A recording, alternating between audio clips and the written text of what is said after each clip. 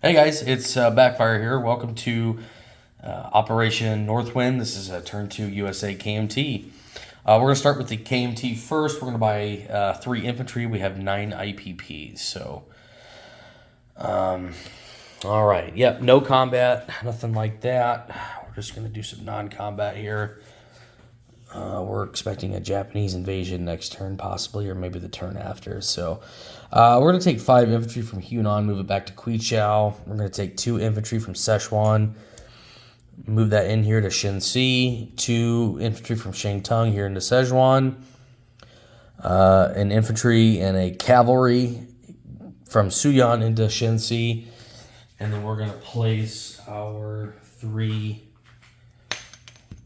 infantry here in Sichuan. So, okay, perfect. No IPP change. So the KMT will still collect 9 for now. All right, US. We have 12 IPP. We're going to spend 8 of that. We're going to buy 2 Marines. You're probably wondering why I'm doing that. There's a new Soviet objective and a Soviet special ability. So the Soviet objective is they have to establish 3 controlled minor powers in South America, which the Comintern infiltration will allow them to do that. So right now, 5-star general. So it's kind of the way that works is that on stage 1, you place a spy marker here in any eligible South American land zone, and on a 7 or higher, you now have a trade agreement with one of these South American minor nations. I mean, there's no effect in that regard except you're just at stage 1. So, but on the following turn, and you only can do it once per turn, so you can't put multiple spies in multiple land zones. It's only 1 minor nation per turn. So they're able to place that. And if they succeed, then they'll leave that spy marker there. So they're at stage 1. Now have a trade agreement. Now, once they get to stage 2 on the turn 2, 5-star general. Well, he was going to go for this. I don't think he just may have not understood the rule. But he attempted to go for Brazil to try to get to stage 1, and he failed that. And then he had Tim roll for Argentina, which it requires an 8 or higher. And once you hit an 8 or higher, you're at stage 2. It's now a controlled minor powers, so you can actually send Lend-Lease. You can actually you have recruitment rolls. Now you're wondering why. How do you get a supply path there? Well, good question. So the Comintern infiltration special ability is an unlimited range to South America. So as long as there's a supply path and it's none of these naval facilities are blockaded, you're able to send Lend-Lease. Now, the way that works for each minor nation here in South America, Argentina is worth 3 IPP. So if the Soviets want to send an AA gun, they can do it for 1 IPP because it's based off the IPP value of the land zones. But they can only send it to 1 minor nation in South America per turn. And then they have a recruitment role, based off each of these land zones that they have a controlled minor power with. So we wanted to bring South America into the game. So we're like, hey, let's create an objective down here, the Soviets, to get kind of out of their sphere of influence, and try to cause chaos down here. Instead of just using this area as a dice tray or an area where units die.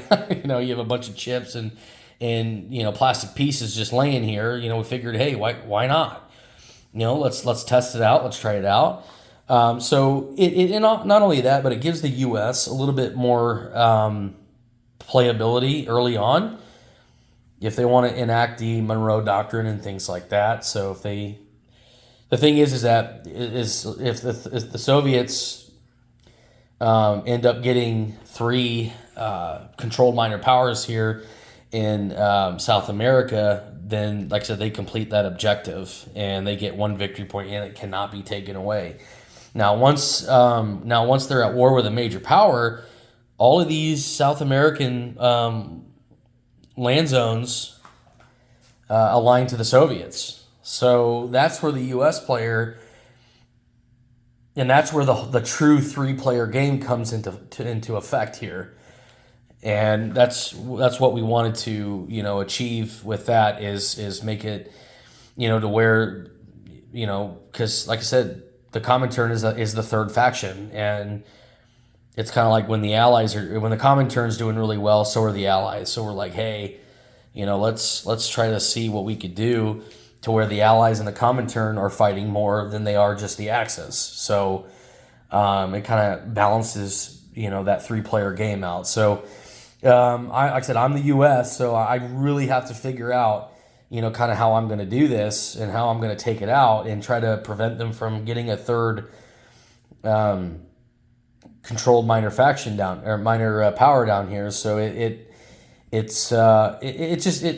creates just a lot of flavor, more early playability for the U.S., and we wanted to implement that. So that's why I'm rambling for the last 4 minutes of why I wanted to buy 2 Marines, is to try to set up a force to go after South America, just in case it just goes absolutely bonkers against me. So, but I love it from a designer standpoint.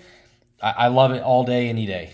So if this works, because like I said, this is the first time that we're testing this out. So we're gonna try to see if this works as a house rule for us. So anyway, I can't move any ships, so I can only place the Marines. Which before I do that,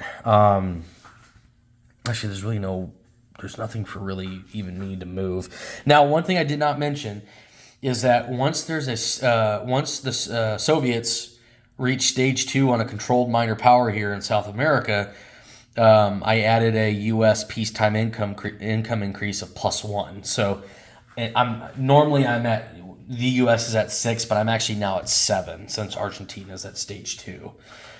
So I'll place the 2 Marines here in Washington, D.C. here. So that's what I'm going to do. Okay. All right. So we'll collect, so we saved 4, we'll collect 7.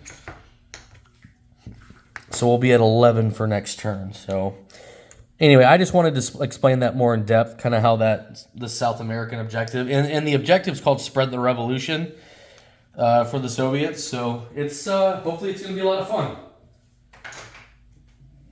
But other than that, I've got 11 IPP for the U.S. for next turn, 9 for the KMT. And yeah, we'll see you guys for turn 3. Thank you.